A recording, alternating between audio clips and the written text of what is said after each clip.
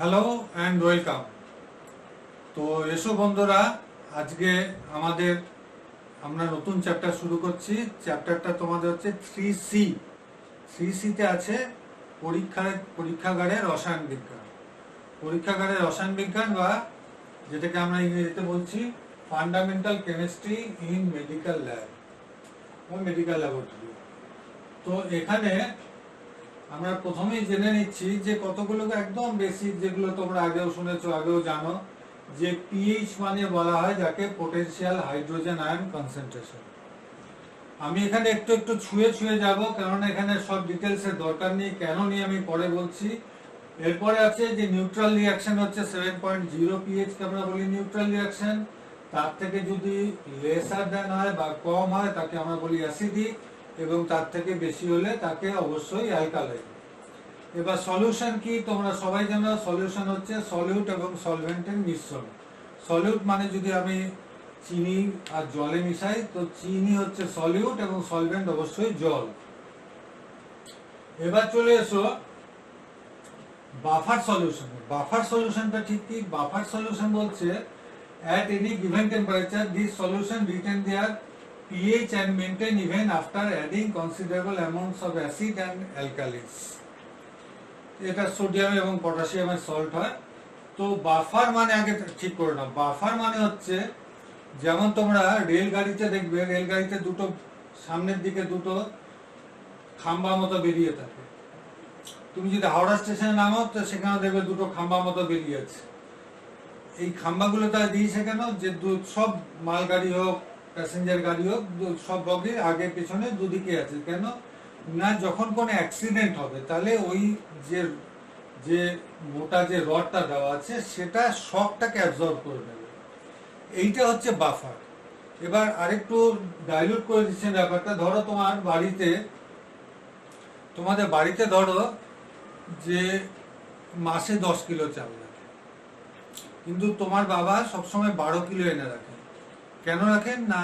হতে পারে যে কালকে কোনো গেস্ট এলো, কালকে কোনো বন্ধ হয়ে গেল, তো তার জন্যই 2 কিলো যে এক্সট্রা থাকে। তো এইটা হচ্ছে বাফার আমাদের। তো বাফার মানে বোঝা গেল, বাফার মানে হচ্ছে যেটা আমাকে কিছুটা হেল্প করবে প্রথম শকটা থেকে। যখন কোনো অন্য তাতে কোনো সলিউশন যোগ হবে তখন কিছু দূর মাত্রা অবধি সেটা, যেটা যোগ হবে তারও একটা রিয়াকশন থাকবে, সেটা অ্যাসিডিক হতে পারে, অ্যালকালাইন হতে পারে, সেই মাত্রাটাকে ও ধরে রাখবে বা রেজিস্ট করে দেবে। এইটা হলো বাফার সলিউশনের কনসেপ্ট। এবার বাফার সলিউশন আমাদের ল্যাবরেটরিতে পদে পদে লাগে। এই বাফার সলিউশনের পরে আসছে টাইট্রেশন। টাইট্রেশনে কি বলছে? যে quantitative chemical analysis to determine the concentration of an identified titration. তোমরা নিচু ক্লাসে সবাই করেছো, বা যারা 11-12 এর সায়েন্স ছিল তারা তো অবশ্যই করেছো। এবং ইন্ডিকেটর, আমরা বিভিন্ন রকম ইন্ডিকেটর ইউজ করি, মিথাইল রেড, ফেনফথিলিন, লিটমাস, ব্রোমোথাইমাল ব্লু, এরকম আমরা অনেক কিছু করি, যার অ্যাসিডে একরকম কালার আর অ্যালকালিতে আরেক রকম কালার। এবার টাইট্রেশনটা আমি একটু জাম্প করে যাব এই কারণে যে টাইট্রেশন এখন আমাদের খুব দরকার নেই। এখন সেই জায়গায় চলে এসছে কিট। এই কিট মানে আগে বোঝো কিট। এই এখন তোমরা করোনাতে বারবার শুনে থাকবে যে কিট নেই বা কিট আছে, বা এই কিট খারাপ এসছে। কিট মানে কি? ধরো যে তুমি যখন একটা মোবাইল পারচেস করবে, সেই মোবাইলটাতে কি থাকছে না, যখন মোবাইলের বক্সটা ওপেন হলো তাতে মোবাইলটা তো আছে, মোবাইলটা হচ্ছে মেন ইকুইপমেন্ট, এর সাথে কিছু অ্যাসেসরিজ আছে। যেমন আছে মোবাইলের হয়তো কেউ কাভার, কোনো কোম্পানি ব্যাক কাভার দিচ্ছে, কেউ হচ্ছে সামনের স্ক্রিন গার্ড প্রোভাইড করছে, আর অবশ্যই তাতে চার্জার আছে, এবং কখনো কখনো তাতে তোমার হেডফোন আছে। এই যে সামগ্রিক ব্যাপারটা, এই যে সব কিছু একসাথে ইনক্লুড করলে এই বক্সটা, তুমি যে মোবাইলটা কিনলে, এটা হচ্ছে কিট।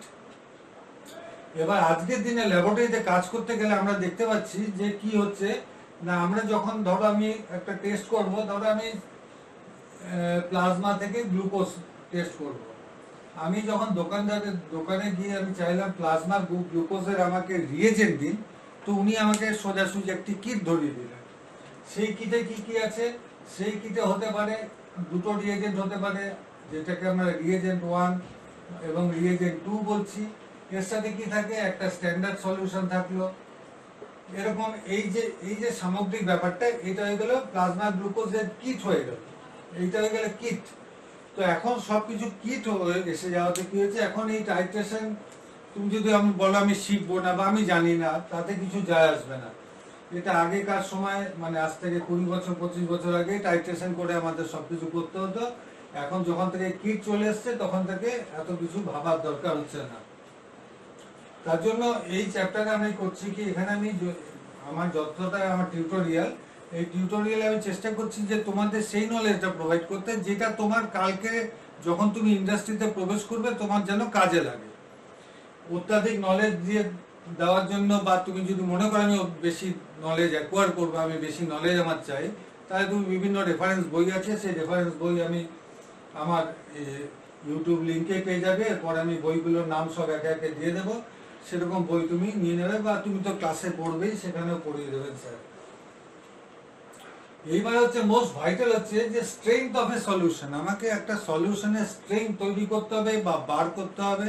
তো সলিউশনের স্ট্রেংথ নির্ণয় করার জন্য আমি টাইট্রেশন করছিলাম। এবার আমি স্ট্রেংথকে আমি যদি অল্টার করি, আমি যদি কোনো স্ট্রেংথ আমার আছে, একটা স্ট্রেংথ আছে, তাকে যদি আমি মনে করি চেঞ্জ করব, তো সেই স্ট্রেংথটাকে চেঞ্জ করতে গেলে আমি কতগুলো ডাইলুশন পদ্ধতি বা দ্রবীভূত মানে ডাইলুট করার জন্য আমি কতগুলো পদ্ধতি আমি তোমাদের বলবো, যেগুলো এখানে লেখা আছে। তার মধ্যে হচ্ছে প্রথম হচ্ছে পার্সেন্ট সলিউশন। এবার তোমরা ধরো বাজার থেকে বিভিন্ন যখন কেমিক্যাল প্রোডাক্ট বা প্যাকেজ ফুড কেনো, কোনো খাদ্য সামগ্রী কেনো, সেখানে দেখবে বিভিন্ন জিনিস দেওয়া আছে। তুমি একটা কোলগেট পেস্ট কিনলে, সেখানে বিভিন্ন জিনিস মেশানো আছে, সেই মেশানোটার পরিমাণ দেখবে লেখা আছে W/W, W/V, V/V। অন্য সময় আমরা করি কি, এগুলোকে যার জানার ইচ্ছা নেই সে অমিট করে যায়, যার জানার ইচ্ছা আছে সে তো গুগল আঙ্কেল আছে, তার থেকে জেনে নিতে পারে। W/W মানে হচ্ছে ওয়েট বাই ওয়েট। তো ওয়েট বাই ওয়েট, তো ওয়েট মানে হচ্ছে ওয়েট বাই ওয়েট মানে হচ্ছে ওয়েট পার ইউনিট ওয়েট। তেমনি W/V মানে হচ্ছে ওয়েট পার ইউনিট ভলিউম, এবং ভলিউম বা V/V মানে হচ্ছে ভলিউম বাই ভলিউম, মানে ভলিউম পার ইউনিট ভলিউম। ধরো আমরা একটা উদাহরণ নিয়ে নিচ্ছি। ধরো 25% সালফিউরিক অ্যাসিডের সলিউশন তোমাকে বানাতে বলা হলো, যেটা W/W হবে। তাহলে এখানে 25% যে আমি সলিউশনটা বানাতে যাব, তখন আমি কি করব না, সিম্পল 25 গ্রাম সালফিউরিক অ্যাসিড নেব। এই 25 গ্রাম সালফিউরিক অ্যাসিডের সাথে আমি 75 গ্রাম ডিস্টিলড ওয়াটার অ্যাড করে দেব। তাহলে হয়ে গেল 25% সালফিউরিক অ্যাসিড। এবার এই 25% সালফিউরিক অ্যাসিড তোমাকে বানাতে বলা হলো, কিভাবে ডিফার করছে দেখো। W/V স্ট্রেংথে বানাতে বলা হলো, একই জিনিস বানাতে বলা হচ্ছে, এখানটা চেঞ্জ হয়ে যাচ্ছে। তাহলে কি হবে না, এখানে W আছে, তাহলে ওজন, অবভিয়াসলি ওজন। তাহলে 25 গ্রাম sulphuric acid plus up to, এখানে আপ টু কথাটা খুব important, very very important, up to 100 ml distilled water. Distilled water up to 100 ml নিচ্ছি। এখানে অনেক জায়গায় বিভিন্ন জায়গায় হয়তো কেউ মিস ইন্টারপ্রেট করে এইভাবে যে 25 গ্রাম সালফিউরিক অ্যাসিডের সাথে 100 মিলিলিটার আমি ডিস্টিল ওয়াটার নিয়ে নিলাম। Not like that. 100 মিলিলিটার আমি ডিস্টিল ওয়াটার নিয়েছি, যেহেতু এখানে ভলিউম আছে, ভলিউম বলে মিলিলিটার রেখেছি, কিন্তু আপ টু 100 ml। এটা খুব মাইনরলি লক্ষ্য করবে। তাহলে W/W পেলাম আমি, W/V এর পেলাম, V/V কি হবে, এই 25% সালফিউরিক অ্যাসিডই তোমাকে বানাতে বলা হলো, যার স্ট্রেংথ হচ্ছে V/V স্ট্রেংথে বানাতে হবে। তখন কি হয়ে গেল, 25 ml sulphuric acid plus up to 100 ml distil water. তো এখানে 100 ml ডিস্টিল ওয়াটার, তাহলে বলবে যে এখানে 25 গ্রাম কি 25 ml ছিল না, কেননা আমরা কি জানি, আমরা জানি যে ওয়েট মানে হচ্ছে ওজন কি ভলিউম বাই স্পেসিফিক গ্র্যাভিটি। তো সালফিউরিক অ্যাসিডের স্পেসিফিক গ্র্যাভিটি জলের থেকে কম, তার জন্য 25 গ্রাম sulphuric acid is less than 25 ml। তার জন্য আমরা এখানে এইভাবে করেছি 25 গ্রাম sulphuric acid up to 100 ml এবং 25 ml sulphuric acid up to 100 ml। তাহলে এইটা হলো ভি বাই ভি। এরপরে কি হবে না, ধরো এবারে অ্যাসিড আর অ্যাসিড ডাইলুশন। অ্যাসিড, এই যে আমি সালফিউরিক অ্যাসিড দিয়ে বলে দিলাম, ব্যাপারটা অত সোজা নয়। ব্যাপারটা হচ্ছে একটা কমন কথা চলে আসে, অ্যাসিড ডাইলুশন। অ্যাসিড ডাইলুশনে সবচেয়ে প্রধান কথা কি হবে না, acid in water, acid in water অর্থাৎ আমি জল নেব, জলের মধ্যে অ্যাসিড দেব, অথবা ওয়াটার ইন অ্যাসিড, মানে ওয়াটার ইন অ্যাসিড। তাহলে কি হবে না, আমি জলের মধ্যে অ্যাসিড দেব নাকি অ্যাসিডের মধ্যে জল দেব।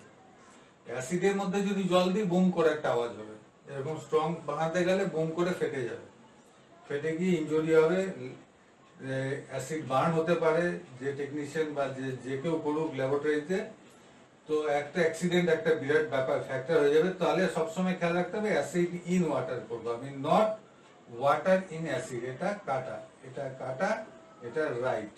ওকে, ক্ষেত্রে এটা তোমরা ঘরে প্র্যাকটিস করবে, যে স্ট্রেংথের আমি কনভার্সন করব, একটা স্ট্রেংথ থেকে আমি আরেকটা স্ট্রেংথে যাব। তাহলে একটা স্ট্রেংথ থেকে আরেকটা স্ট্রেংথে যাওয়ার উপায় হচ্ছে, আমি এখানে একটা ফর্মুলা আগে থেকে লিখে রেখেছি যেন আমার কিছু স্কিপ না হয়ে যায়, যে C1 V1 is equal to C2 V2।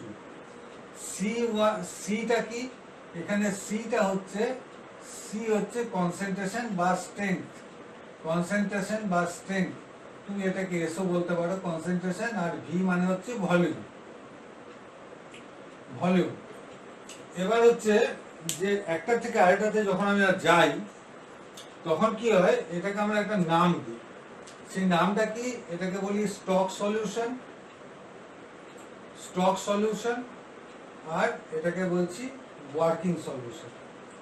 Stock solution, working solution কি, ধরো তোমার বাড়িতে মাসে 5 কিলোর একটা তেলের জার আসে, তো 5 কিলো তেলের জারটা থেকে তো রান্না করা একটু ডিফিকাল্ট, মানে সবসময় সেই 5 কিলো জারটা উঠিয়ে কড়াইতে ঢালো, তাতে কখনো বেশি পড়ে যাবে কখনো পড়বে না, তার জন্য ওটাকে কি করে আমরা ছোট একটা বোতলে ট্রান্সফার করি, সেটা হচ্ছে আমার ওয়ার্কিং বোতল। তেমনি এখানে আমার স্টক সলিউশন, ওয়ার্কিং সলিউশন। এখন এই যেটা এখন সবচেয়ে বেশি কাজে লাগছে সেটা নিয়ে আমি একটু বলে দিচ্ছি যেন তোমরা বুঝতে পারবে। ধরো hypochlorite solution, sodium hypochlorite solution, sodium hypochlorite, not chloride, sodium hypochlorite solution. সাধারণত তুমি যখন বাজার থেকে কিনবে এটা 4% পাওয়া যায়। এবার যখন আমি এটাকে ডিসইনফেক্টেন্টের কাজে লাগাই, তখন আমার রিকোয়ারমেন্ট হচ্ছে কিন্তু 1%। যদি এটা আমি অন্য আরেকটু, মানে আমার মনে হয় যে আমার এটাকে, যে ধরো ল্যাবরেটরি টেবিল টপ পরিষ্কার করছি, তখন আমার 1% হলে হবে। যদি কখনো আমি প্রয়োজন মনে করি যে আমার এটাকে হাত ধুতে হবে বা কিছু করতে হবে, তখন 0.08%। তাহলে এই পার্সেন্টটা আমি এবার ঢুকবো কি করে। সবসময় এটা খেয়াল রাখবে যে আমি বেশি থেকে কমে যেতে পারবো, আমার ডাইলুশন করতে পারবো। এই মেথডে আমি কখনোই কম থেকে বেশি আসতে পারবো না। তাহলে তো সোডিয়াম হাইপোক্লোরাইড সলিউশনে হচ্ছে কি, যে আমি 4% বাজার থেকে কিনেছি, তাহলে এইটা হয়ে গেল আমার, এই যে 4% কিনেছি এইটা হয়ে গেল আমার স্টক সলিউশন। আমার রিকোয়ারমেন্ট হচ্ছে 1%, এইটা হচ্ছে আমার ওয়ার্কিং সলিউশন। তাহলে এখানে যাওয়ার জন্য আমি কি করব, এবার হচ্ছে আমার রিকোয়ারমেন্ট কত, আমার প্রয়োজন কত। তাহলে আমি দুটো সি পেয়ে গেছি, সি এখানে C1 হচ্ছে 4%, এখানে C2 যার কনসেন্ট্রেশন হচ্ছে 1% পেয়ে গেছি। আমার আননোন হচ্ছে V1 V2। এবার V2টা হচ্ছে ওয়ার্কিং সলিউশন, মানে যেটা আমার প্রয়োজন। তাহলে V2টা আমি তৈরি করব যে আমার কতটা লাগবে। ধরে নিলাম V2টা আমার লাগবে 500 ml।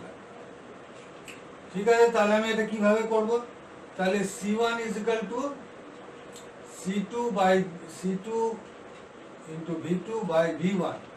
তাহলে সরি, এটা হচ্ছে V1টা আমার বার করতে হবে, V1টাকে বার করতে হবে। V1 is equal to C2 into V2 by C1।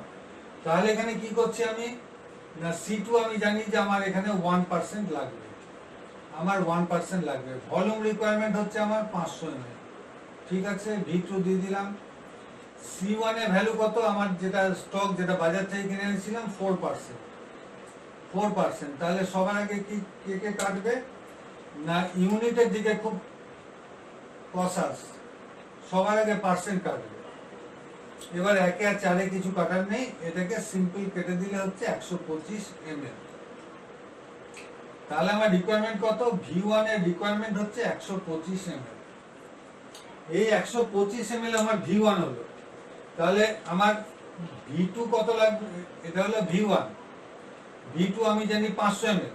তাহলে আমার ডিস্টিল ওয়াটার কত লাগবে, না V2 ইজ ইকুয়াল টু, তাহলে সলভেন্ট হচ্ছে মানে সলভেন্ট যেটা ডিস্টিল ওয়াটার, সলভেন্ট আমি ডিস্টিল ওয়াটার দিয়ে এটাকে দ্রবীভূত করছি, তাহলে ডিস্টিল ওয়াটার হয়ে গেল আমার সলভেন্ট। এখানে হলো V2 মাইনাস V1, তাহলে V2 এর মাত্রা কত, V2 হচ্ছে 500 ml, 500 ml মাইনাস 125 ml, তাহলে বাঁচলো 375 ml, 375 ml ডিস্টিল ওয়াটার লাগছে। তাহলে কি করতে হবে আমাকে, ফাইনালি আমি করলাম কি, যে 4% সলিউশনের 4% যেটা সলিউশন ছিল, এই 4% সলিউশনটা আমি নিলাম কতটা, 4% সলিউশন 125 ml, তার সাথে আমি ডিস্টিল ওয়াটার দিয়ে দিলাম, ডিস্টিল ওয়াটার 375 ml। তাহলে এটা হয়ে গেল আমার গিয়ে 1% সলিউশন। সেইভাবে 0.001% করে নিতে পারবে তুমি। এখানে হচ্ছে এবার পার্ট সলিউশন হচ্ছে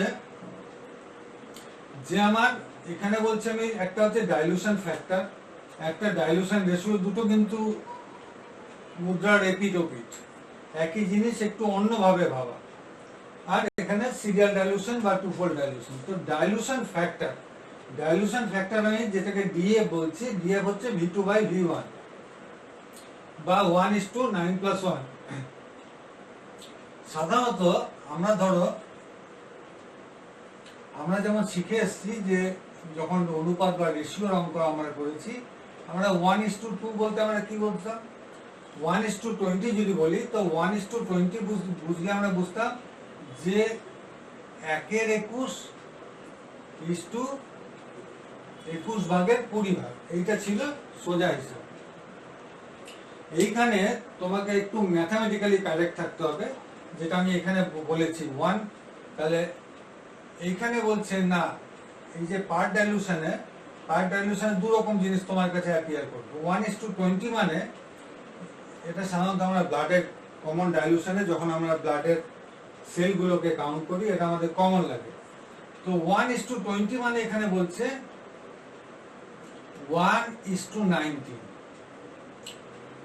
1:19 এটা বলা উচিত ছিল, কিন্তু আমরা বলছি 1:20। এখানে কি বলছে যে আপনি ব্লাড 1 পার্ট দিন, আর ব্লাডের সাথে যে রিয়েজেন্টটা মিশিয়ে আপনি কাউন্ট করবেন, সে যেটাকে আমরা বলি ডাইলুটিং ফ্লুইড বলি, সেই ডাইলুটিং ফ্লুইড আপনি 19 পার্ট দিন, 19 পার্ট ডাইলুটিং ফ্লুইড দিন, ব্লাড দিন 1 পার্ট, 19 পার্টের সাথে 1 পার্ট। তাহলে এটা ম্যাথামেটিক্যালি তুমি বলবে ভুল আছে, তোমরা বলবে, তাহলে 1:20 কে তুমি যদি বলে মনে করো না আমি আমার মনের দিক থেকে কারেক্ট থাকবো, তাহলে তুমি এইভাবে লিখলে কোনো ভুল নেই।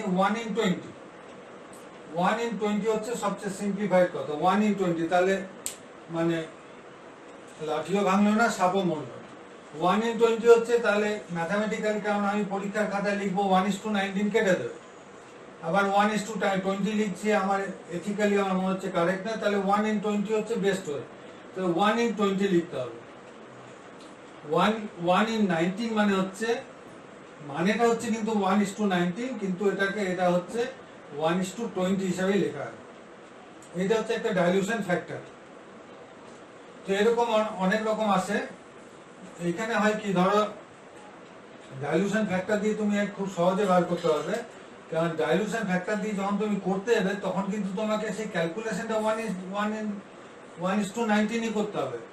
কেননা বইয়ে বলছে যখন আপনি কোনো ব্লাডের সেল কাউন্ট করবেন, তো 20 মাইক্রোলিটার বা 20 মাইক্রোলিটারের সাথে আপনি 380 মাইক্রোলিটার ডাইলুটিং ফ্লুইড দিন। তাহলে ব্লাড দিন 20 মাইক্রোলিটার আর ডাইলুটিং ফ্লুইড দিন 380 মাইক্রোলিটার। তাহলে ঘটনাটা কি দাঁড়ালো যে একের মান হচ্ছে 20, তাহলে 19-এর মান কত? 19-এর ভ্যালু তাহলে 20 ইন্টু 19 380 হচ্ছে। তাহলে যখন আমি করতে যাচ্ছি প্র্যাকটিক্যালি তখন কিন্তু আমার ঘটনাটা এই দাঁড়াচ্ছে, কিন্তু আমাকে লিখতে হচ্ছে এইটা। তো এইটা হচ্ছে ডাইলুশন ফ্যাক্টর। এবার ডাইলুশন রেশিওটা এইবারে আবার কিছু কিছু জায়গায় আমরা এই পার ডাইলুশনকে আমরা যখন আগে বললাম যে আমরা যখন রিএজেন্ট কিট কিনছি, তো রিএজেন্ট কিট আমাকে বলছে যে আপনি রিএজেন্ট 1 যেটা আপনার রিএজেন্ট 1 আছে ওটা আপনি 8 পার্ট নিন, 8 পার্ট। তার সাথে আপনি রিএজেন্ট 2টা 2 পার্ট নিন, রিএজেন্ট 2 আপনি 2 পার্ট নিন, অর্থাৎ 8 ভাগ রিএজেন্ট 1 নিন এবং 2 ভাগ রিএজেন্ট 2 নিন। এইবারে এইখানে সবচেয়ে সহজ উপায় হচ্ছে যে আমার ফাইনাল রিকোয়ারমেন্ট কত। তাহলে ফাইনাল রিকোয়ারমেন্ট ধরো আমার ফাইনাল ওখানে বলছে যে 1 ml, 1 ml কে আমি সোজা ভেঙে দিলাম মাইক্রোলিটারে, কারণ আমাদের ল্যাবে সব মাইক্রোলিটারে কাজ হয়। তাহলে 1000 মাইক্রোলিটার, তাহলে এই দুটোর যোগফল কত? 10। তাহলে টোটাল মিলিয়ে হচ্ছে 10। তাহলে 10-এর ভ্যালু হচ্ছে 1000 মাইক্রোলিটার, 1000 মাইক্রোলিটার। তাহলে 1-এর ভ্যালু কত? 1-এর ভ্যালু তাহলে 100 মাইক্রোলিটার। 10-এর ভ্যালু যদি 1000 মাইক্রোলিটার হয় তাহলে 1-এর ভ্যালু 100 মাইক্রোলিটার। তাহলে 1-এর ভ্যালু যদি 100 হয় তখন আমাকে তাহলে কি নিতে হবে না 8 পার্টের জন্য আমি নেব 800 মাইক্রোলিটার নিয়ে নিলাম, 800 মাইক্রোলিটার নিলাম, আর 2 পার্টের জন্য 200 মাইক্রোলিটার নিয়ে নিলাম। এইটা হচ্ছে সবচেয়ে, এইখানে হচ্ছে ডাইলুশন রেশিও। এবার ডাইলুশন রেশিওতে অনেক সময় বিভিন্ন কোম্পানি বিভিন্ন ভাবে বানায়, তো ওরা ডাইলুশন ফ্যাক্টর আর ডাইলুশন রেশিওকে কখনো কখনো একটু অল্টারেশন করে নেয়। সেটা থেকে কনফিউশন থেকে বার হওয়ার জন্য সবচেয়ে ভালো হচ্ছে আমি কিটটার দিকে দেবো। তোমার যখন একটা কিট কিনবে সেই কিটে তোমাকে অবশ্যই লিটারেচার প্রোভাইড করবে। লিটারেচার মানে হচ্ছে যেখানে তোমার সব পরপর স্টেপগুলো লেখা আছে তুমি কিভাবে টেস্ট করতে যাচ্ছ। এবার ধরো তুমি রিএজেন্ট কিনেছো, একটা কিট কিনেছো, সেইখানে ওই কথা লেখা আছে, আপনার লেখা আছে যে 9 পার্টের সাথে বা 8 পার্টের সাথে আপনি 8 পার্টের সাথে 2 পার্ট আপনি মেশাবেন। তো এটা হচ্ছে রিএজেন্ট 1, এটা হচ্ছে রিএজেন্ট 2। এবার তুমি দেখছো যে তোমাকে যে কোম্পানি বিক্রি করেছে সে কিভাবে কিটটা অনেকগুলো টেস্টের জন্য তোমাকে বিক্রি করেছে। তো 8 পার্টের জায়গায় তোমাকে উনি ধরো মাল দিয়েছেন যে তোমাকে ধরে নিলাম আমি যে 1600 ml দিয়েছে, 1600 ml দিয়েছে, আর R2-র জন্য দিয়েছে 400 ml।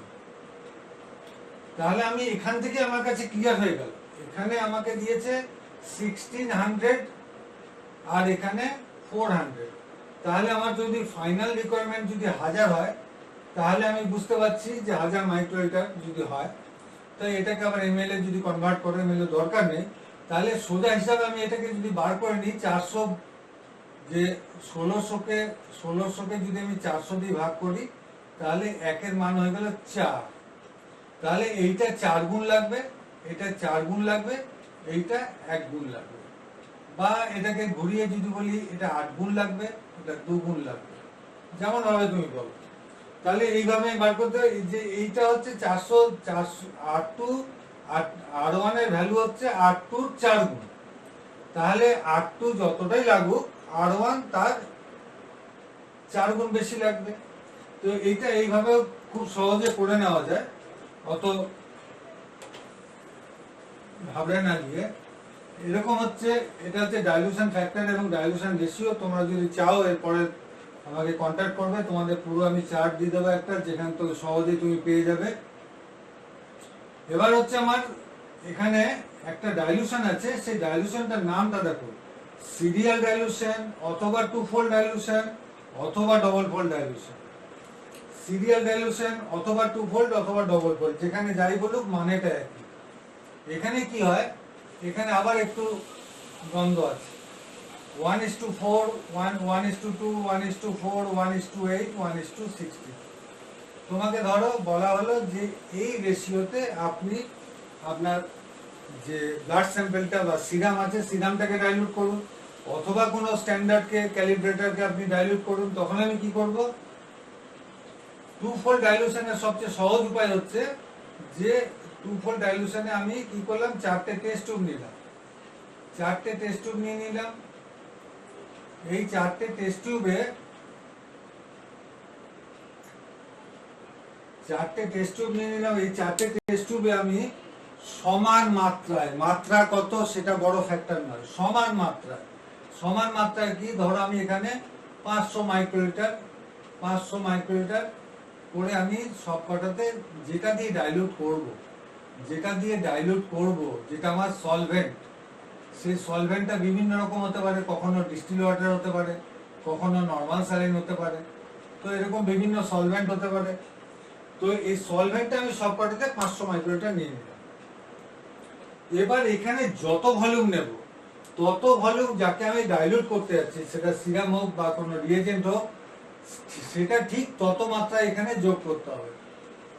500 নিয়েছি, তাই 500 এবার রিয়েজেন্ট দিলাম। এখানে এটা কি দিয়েছিলাম, এটা নর্মাল স্যালাইন দিয়েছিলাম, এটা সব কটাতে আমি নর্মাল স্যালাইন বা এনএস দিয়েছিলাম, নর্মাল স্যালাইন দিয়েছিলাম বা ডিস্টিল ওয়াটার দিয়েছিলাম, যাই দিই। এবার প্রথমটাতে আমি 500 মাইক্রোলিটার যোগ করব। তাহলে এই যে প্রথমটাতে যোগ করলাম, তাহলে এটা স্ট্রেংথ কত হলো, স্ট্রেংথ আমাদের হিসাবে তাহলে সোজা ম্যাথমেটিক্স হিসেবে 1:1 হলো। তো এইখানে বলা হচ্ছে না, এটা 1:1 নয়, এইটার যে স্ট্রেংথ হলো এটা হচ্ছে 1:2, মানে আবার সেই কথা হলো 1:2, মানে 2 এর মধ্যে 1 ভাগ। তাহলে এখানে এইভাবেই ভাষাটা চলবে, এই ভাষাটা চলবে না, 1:1 ভাষা চলবে না। এখানে মেডিকেল সায়েন্সে এখানে 1:2 হিসাবেই আমরা গণ্য করব। এবার এটাকে 1:2 পেয়ে গেছি। এবার কি করব, মানে এই মিক্সচারটাকে আমি মিশিয়ে নিলাম, 1 নম্বর মিক্সচারটাকে আমি মিশিয়ে নিলাম। মিশিয়ে আমি এখান থেকে সেম ভলিউম যতটা নিয়েছি, এবার 500 মাইক্রোলিটার আবার এখানে ট্রান্সফার করে দিলাম। নেওয়ার পরে এখানে 500 মাইক্রোলিটার যেই ট্রান্সফার করলাম, এখানে মেশালাম, তাহলে এইটা তখন আবার এর হাফ হয়ে গেল, তাহলে এইখানে হয়ে গেল এটা, এইবার হয়ে গেল 1:4। এরপরে কি করলাম, এই মিক্সচার থেকে তুলে আবার সেম ভলিউম এখানে 500 মাইক্রোলিটার দিয়ে দিলাম। তাহলে কি হলো, এইটার যে স্ট্রেংথ হয়ে গেল, স্ট্রেংথ হয়ে গেল 1:8। আবার কি করলাম, এখানে যে মিক্সচারটা তৈরি হয়েছে সেই মিক্সচার থেকে আবার এখানে আবার 500 মাইক্রোলিটার ট্রান্সফার করে দিলাম। করে দেওয়াতে এইটার স্ট্রেংথ হয়ে গেল 1:16। এইভাবে বেড়ে যাবে 32, 64। তো এরপরে কি হলো, লাস্টে যে 500 মাইক্রোলিটার অ্যাড করলাম, এখান থেকে তুমি তুলে ফেলতেও পারো, নাও পারো, তাতে কিছু যায় আসে না। তাহলে 1:2, 1:4, 1:8, 1:16 কিভাবে ডাইলুশন করে আমি দেখে নিলাম। এইবার ধরো এটা যদি আমি কোনো ক্যালিব্রেটারে করে থাকি, ধরো একটা ক্যালিব্রেটার যাকে আমরা স্ট্যান্ডার্ড বলি। এবার স্ট্যান্ডার্ড কি, এরপরে যখন বায়োকেমিস্ট্রি ক্লাস হবে তখন আমি ডিটেলসে বলবো। যে স্ট্যান্ডার্ড হচ্ছে সেই মাত্রা যেটা আমরা জানি, এবং সেই মাত্রাটাকে আমরা বলি স্ট্যান্ডার্ড। এবার এই স্ট্যান্ডার্ডের ভ্যালুটা ধরো কোনো একটা এতে কনস্টিটিউয়েন্ট আছে, সেই কনস্টিটিউয়েন্টটা আমি ধরে নিলাম গ্লুকোজ আছে, এই গ্লুকোজ আছে, তাহলে গ্লুকোজের মাত্রা ধরো আছে 200 mg/dl। তাহলে যখন আমি 1:2 করেছিলাম বা 1/2 করেছিলাম, 1:2 যখন করেছিলাম, তখন তার স্ট্রেংথ কত হয়েছে, তখন তার ফাইনাল স্ট্রেংথ হয়ে গেল 200 mg/dl, তখন তার ফাইনাল স্ট্রেংথ হয়ে গেল 100 mg/dl, 100 mg/dl। সিমিলারলি যখন আমি 1/4 করলাম, যেটা এইটা 2 নম্বরে, এটা 1 নম্বর, 2 নম্বর, 3 নম্বর, 4 নম্বর টেস্ট, তাহলে 1/4 যখন করলাম তখন তার স্ট্রেংথ কত হলো, তখন তার স্ট্রেংথ হয়ে গেল mg/dl, তাহলে হয়ে গেল 50 mg/dl। সিমিলারলি যখন আমি 1/8 করলাম 1/8 করলাম তার স্ট্রেংথ হয়ে গেল 25 mg পার ডে। যখন যখন আমি 1/16 করলাম 1/16 করলাম তখন তার ফাইনাল স্ট্রেংথ হয়ে গেল 12.5 mg পার ডে। তাহলে একটা জিনিসকে আমি সহজে বিভিন্ন স্ট্রেংথে ভেঙে দিতে পারলাম। কিন্তু ডাইলুশন মানে কি? দ্রবীভূত করা। তাহলে এই 200 থেকে আমি 250 বা 300 বানাতে পারছি না। 200 থেকে আমি কমিয়ে আনলাম, 200 থেকে 150, 25, 12.5 করে নিলাম, কিন্তু এই স্ট্রেংথটাকে আমি বাড়াতে পারবো না। এরপরে সিমিলারলি এরপরে আরেকটা আমি দেখাচ্ছি, আরেকটা টু ফোল্ড ডাইলুশন আছে, যেটা সাধারণত আমরা ভিডাল টেস্টের ক্ষেত্রে অ্যাপ্লাই করে থাকি। তো ভিডাল টেস্ট এখন ব্যাকডেটেড হয়ে গেছে, লাগে না, কিন্তু কখনো তোমার প্রয়োজন লাগতে পারে। তার জন্য দেখিয়ে দিচ্ছি যে ভিডাল টেস্টে আমি কি করলাম। ভিডাল টেস্টে আমি করলাম যে সিম্পল, ধরো এটা আমি ছোট সংখ্যা করে নিচ্ছি তাহলে বুঝতে সুবিধা হবে।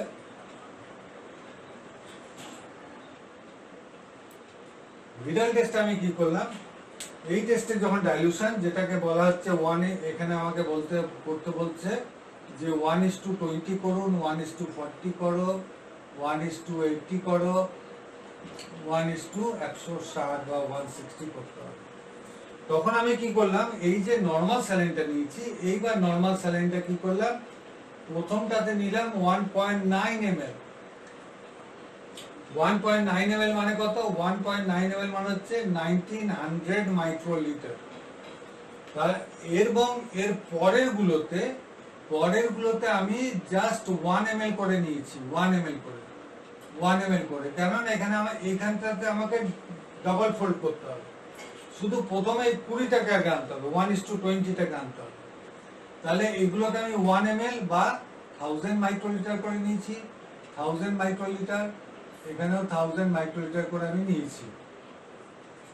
এরপরে ধরো আমার এখানে সাধারণত আমি সিরামে ডাইলুশন করি, তো সিরাম বা তুমি অন্য ক্যালিব্রেটরও করতে পারো। তো ক্যালিব্রেটর দিয়ে যদি করি, তো ক্যালিব্রেটর এখানে আমি অ্যাড করছি 0.1 ml বা 100 মাইক্রোলিটার। তাহলে দুটো মিলে কত হলো? 1900 আর 100 মিলে 2000, 100তে 2000, 100তে 2000, তাহলে 1 200, 1 20, 1 20, 100তে 100, টোটাল ভলিউম কত? 100 প্লাস এই যে এখানে ফর্মুলা ছিল 1:n+1, তাহলে 1:n+1 মানে 1900 প্লাস 100, তাহলে এসেছিল আমার, এখানে এসেছিল 2000। তাহলে 100তে 2000, তাহলে 1:20 হলো এটা ডাইলুশন। এইবার এখান থেকে যখন তুলছি আমি, এইবার কিন্তু আমি তুলছি এখান থেকে 1000 ml করে, 1000 ml করে তুলছি। কেন 1000 তুলছি? 1000 মাইক্রোলিটার করে বা 1000 মাইক্রোলিটার বা 1 ml করে আমি এখানে এবার শিফট করছি। এবার 1 ml করে যখন শিফট করছি, কেন? এই ডাইলুশনটাকে আমি ডবল করবো। এইবার এখানে আগে থেকে কত আছে? 1 ml বা 1000 মাইক্রোলিটার করে নর্মাল স্যালাইন আছে। এইবার আমি এই মিক্সচার, যেটা 2 ml মিক্সচার তৈরি হচ্ছে টোটাল বা 2000 মাইক্রোলিটারের, সেই মিক্সচার থেকে আমি তুলে নিয়ে গেলাম এখানে 1000 মাইক্রোলিটার বা 1 ml। এটাকে মেশালাম, মেশানোতে স্ট্রেংথ এটা 1:20 × 2, তাহলে 1:40 হয়ে গেল। এরপরে এখান থেকে মিক্সচার থেকে আবার 1 ml শিফট করলাম এখানে, তাহলে এটা হয়ে গেল 1:80, এবং এখান থেকে আবার 1 ml শিফট করলাম 1:60, এইভাবে 320, 640, 1280 আমরা সব ডাইলুশন নিয়ে যেতে পারবো। এবার নেক্সট হচ্ছে যে মোলার ওয়েট, মোলার সলিউশন, তো মোলার সলিউশন তোমরা পড়েছো আগে, তবু একবার জাস্ট একবার টাচ করে দিয়ে বেরিয়ে যাচ্ছি। মোলার সলিউশন কাকে বলছে না? 1 gram molecular weight mixed in 1000 ml, এখানে মানে 1 লিটার ডিস্টিলড ওয়াটার। ডিস্টিলড ওয়াটারে আমি যদি 1 গ্রাম মলিকুলার ওয়েট কোনো সাবস্টেন্সে মিক্স করে দিই, তাহলে সেটা হয়ে যাবে 1 মোল, যার হয়ে যাবে স্ট্রেংথ। সে 1 মোলটা কি? ধরো আমি যে আমি একটা সাবস্টেন্স নিলাম, ধরো যে Na2CO3 সোডিয়াম কার্বনেট। তো সোডিয়ামের কত আছে? সোডিয়ামে আছে